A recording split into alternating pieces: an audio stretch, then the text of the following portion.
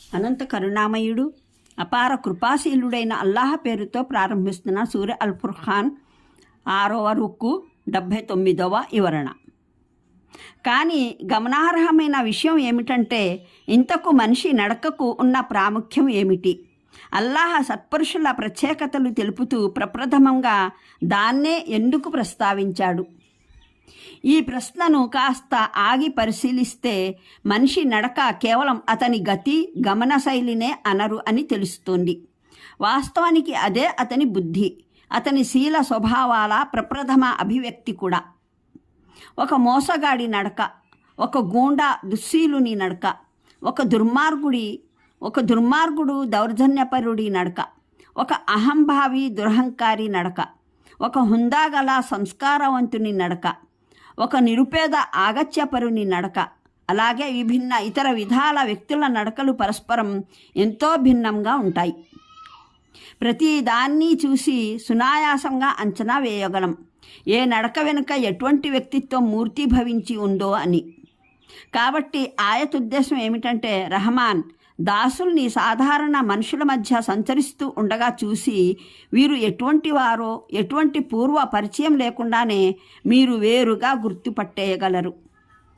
ఈ దైవదాస్యం వల్ల వారి బుద్ధి స్వరూపాలు ఎలా రూపొందాయో వాటి ప్రభావం వారి నడకలోనూ ప్రస్ఫుటమైందని తెలిసిపోతుంది. ఒక వ్యక్తి వారిని చూసి తొలిచూపులోనే తెలుసుకుంటాడు. ఈ సౌజన్యశీలురు, సహనశీలురు, సానుభూతిపరులైన మనుషుల వల్ల ఏ విధమైన చెడును ఆశించలేము అని. మరిన్ని వివరాలకు చూడండి ఖురాన్ అవగాహనం సంపుటి 4 బనీ ఇస్రాయిల్ పాదసూచి 43, సంపుటి 6 రుహ్మాన్ పాదసూచి 33. మూర్ఖులు అని అంటే ఉద్దేశం చదువు రానివాడు, విద్యాహీనుడు అని కాదు. మూర్ఖత్వానికి దిగజారిపోయే వ్యక్తి, సౌజన్యవంతునితో అసభ్యంగా అమర్యాదగా వ్యవహరించే వ్యక్తి అన్నమాట.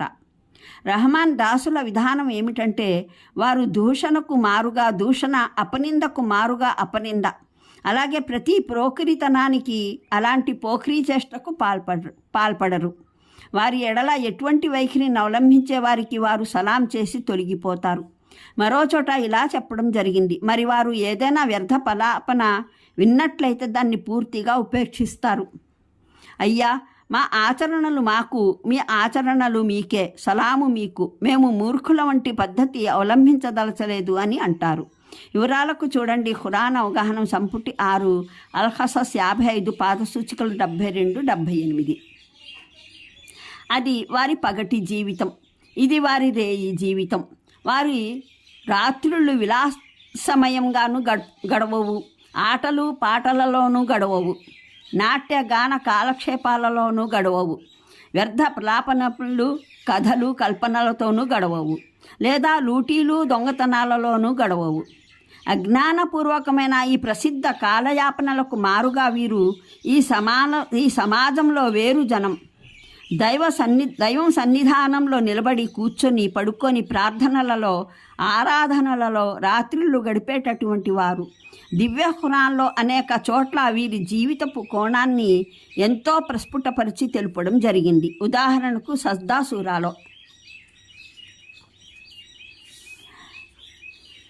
వారి వెన్నులు పడకలు పట్టనట్టుగా వేరై ఉంటాయి. భయంతోనూ ఆశతోనూ తమ ప్రభువును ప్రార్థిస్తారు. ఆయత్ 16 జారియాత్ సూరాలో.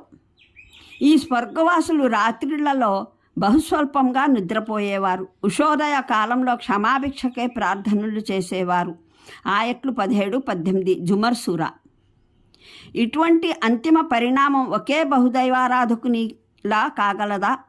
ఇతను దైవాజ్ఞబద్ధుడు, రాత్రిళ్లలో సజ్దాలు చేసేవాడు, ఆరాధనలో నిలబడేవాడు, పరలోకం పట్ల భయపడేవాడు, తన ప్రభు కారుణ్యం పట్ల ఆశలు పెట్టుకున్నవాడు. ఆయత్ 9. అంటే ఈ ఆరాధన వారిలో ఎటువంటి అహంకారాన్ని జనింపజేయదు. తాము దైవానికి ప్రీతిపాత్రులము, ఆయనకు ఇష్టులము, మమ్మల్ని అగ్ని ముట్టుకోను జాలదు అన్న గర్వము వారిలో దారి చేసుకోజాలదు. తాము చేసిన సత్కార్యాలు ఆరాధనలు ఎన్ని ఉన్నప్పటికీ తమ ఆచరణలలోని లోపాల వల్ల తాము శిక్షకు ఎక్కడ లోనైపోతామో అనుకుంటూ అనునిత్యం విహ్వలులై కంపిస్తూ ఉంటారు. వారు తమ నిష్ఠాబలిమితో స్వర్గం తెలుసుకుంటామన్న గ్రుడ్డి ధీమా కలిగి ఉండరు. తమ మానవీయ బలహీనతల్ని అంగీకరిస్తూ యాతనను తప్పించుకోవడాన్నే గొప్ప సాఫల్యంగా భావిస్తూ ఉంటారు. దీనికి కూడా వారి నమ్మకం తన ఆచరణల మీద కాక కేవలం అల్లాహ్ దయాదాక్షిణ్యాల మీదనే ఉంటుంది. వారి తీరుతెన్నులు ఎలా ఉంటాయంటే, ఒకవైపున విలాసాలలో, జూదం మధుపానాలలో, మిత్ర బృందంలో, సంతలు సమావేశాలలో, పెళ్లి పేరంటాలలో హద్దుపద్దు లేకుండా డబ్బు ఖర్చు పెట్టడం, తమ స్తోమతకు మించి తమ టీవీ వైభవాలు చూపడానికి అన్న పానీయాలలో, ఇల్లు దుస్తులు అలంకరణలలో ధనాన్ని ధారపోయడం వారి పద్ధతి కాదు. మరోవైపున ఒక ధన పిపాస గల వ్యక్తిలా డబ్బు బాగా కూడబెట్టి స్వయంగా తాము తినకుండా తమ భార్యాపిల్లల అవసరాలను తమ స్తోమతను అనుసరించి తీర్చకుండా మంచి మార్గంలోనూ మనఃపూర్వకంగా ఖర్చు పెట్టకుండా ఉండటం కూడా వారి పద్ధతి కాదు. అరేబియాలో ఈ 2 రకాల నమూనాలు చాలా విరివిగా కనిపించేవి. కొందరేమో బాగా మనసారా ఖర్చు పెట్టేవారు ఉండేవారు. కానీ వారి ఖర్చు ఉద్దేశం తమ వ్యక్తిగత భోగ విలాసమయ జీవనమో, సమాజంలో పేరు ప్రతిష్టలో తమ దాతృత్వం సిరుల ప్రచారమో అయి ఉండేది. మరికొందరేమో తమ పిసినారితనానికి వినితికెక్కిన వారు ఉండేవారు. మధ్యస్థ మార్గాన్ని అవలంబించేవారు బహుస్వల్పం.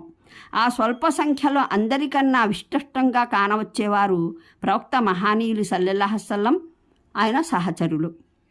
ఈ సందర్భంలో దుబారా ఖర్చులంటే ఏమిటో, పిసినిగొట్టుతనం అంటే ఏమిటో తెలుసుకోవడం అవసరం. ఇస్లామీయ దృక్పథం ప్రకారం వ్యర్థమైన ఖర్చులు 3 రకాలు. 1, అధర్మమైన పనుల్లో డబ్బు వ్యయపరచడం. అది 1 పైసా అయినా సరే అది వ్యర్థమే. 2, సక్రమమైన పనుల్లో ఖర్చు చేసేటప్పుడు హద్దులను మీరిపోవడం. అది తన స్తోమత కన్నా అధికంగా ఖర్చు పెట్టినా, లేదా తన అవసరాల కన్నా అధికంగా ధనం ప్రాప్తించినందుకు దాన్ని తన విలాసాలకు, టీవీ దర్పాల ప్రదర్శనకు ఖర్చు పెట్టినా అది వ్యర్థమే. 3, సత్కార్యాలలో ఖర్చు పెట్టినా దైవ ప్రసన్నతకు కాక జనానికి చూపెట్టడానికి ప్రదర్శనా బుద్ధితో చేసే ఖర్చు కూడా వ్యర్థమైనదే. దీనికి భిన్నంగా పిసినారితనం 2 విధానాలకు వర్తిస్తుంది. 1, మనిషి తన అవసరాలకు, తన భార్యాపిల్లల అవసరాలకు తన స్తోమతకు అనుగుణంగా ఖర్చు పెట్టకపోవడం. 2, సత్కార్యాలకు, మంచి పనులకు డబ్బు అతని జేబు నుండి బయటికి రాకపోవడం. ఈ 2 అతివాదాలకు మధ్య సంతులిత మార్గం ఇస్లాం మార్గం. దాన్ని గురించి ప్రవక్త మహానీయులు సల్లల్లాహు అలైహి వసల్లం ఇలా సెలవిచ్చారు. మనిషి వివేకవంతుడు అనడానికి సంకేతాల్లో 1, అతను తన ఆర్థిక వ్యవహారాలలో మధ్యస్థ మార్గం అవలంబించడం. అహ్మద్ తబరాని, అబిద్దర్దా. అనంత కరుణామయుడు, అపార కృపాశీలుడైన అల్లాహ్ పేరుతో ప్రారంభిస్తున్న సూర అల్ ఫుర్ఖాన్ 6వ రుక్కు 79వ వివరణ. కానీ గమనార్హమైన విషయం ఏమిటంటే, ఇంతకు మనిషి నడకకు ఉన్న ప్రాముఖ్యం ఏమిటి? అల్లాహ్ సత్పురుషుల ప్రత్యేకతలు తెలుపుతూ ప్రప్రథమంగా దాన్నే ఎందుకు ప్రస్తావించాడు? ఈ ప్రశ్నను కాస్త ఆగి పరిశీలిస్తే మనిషి నడక కేవలం అతని గతి, గమన శైలినే అనరు అని తెలుస్తుంది. వాస్తవానికి అదే అతని బుద్ధి, అతని శీల స్వభావాల ప్రప్రథమ అభివ్యక్తి కూడా. ఒక మోసగాడి నడక, ఒక గూండా దుశ్శీలుని నడక, ఒక దుర్మార్గుడు దౌర్జన్యపరుడి నడక, ఒక అహంభావి దురహంకారి నడక, ఒక హుందాగల సంస్కారవంతుని నడక, ఒక నిరుపేద ఆగత్యపరుని నడక, అలాగే విభిన్న ఇతర విధాల వ్యక్తుల నడకలు పరస్పరం ఎంతో భిన్నంగా ఉంటాయి. ప్రతి దాన్ని చూసి సునాయాసంగా అంచనా వేయగలం ఏ నడక వెనుక ఎటువంటి వ్యక్తిత్వం మూర్తిభవించి ఉందో అని. కాబట్టి ఆయత్ ఉద్దేశం ఏమిటంటే, రహమాన్ దాసుల్ని సాధారణ మనుషుల మధ్య సంచరిస్తూ ఉండగా చూసి వీరు ఎటువంటి వారో ఎటువంటి పూర్వ పరిచయం లేకుండానే మీరు వేరుగా గుర్తుపట్టేయగలరు. ఈ దైవదాస్యం వల్ల వారి బుద్ధి స్వరూపాలు ఎలా రూపొందాయో వాటి ప్రభావం వారి నడకలోనూ ప్రస్ఫుటమైందని తెలిసిపోతుంది. ఒక వ్యక్తి వారిని చూసి తొలిచూపులోనే తెలుసుకుంటాడు. ఈ సౌజన్యశీలురు, సహనశీలురు, సానుభూతిపరులైన మనుషుల వల్ల ఏ విధమైన చెడును ఆశించలేము అని. మరిన్ని వివరాలకు చూడండి ఖురాన్ అవగాహన సంపుటి 4 బనీ ఇస్రాయిల్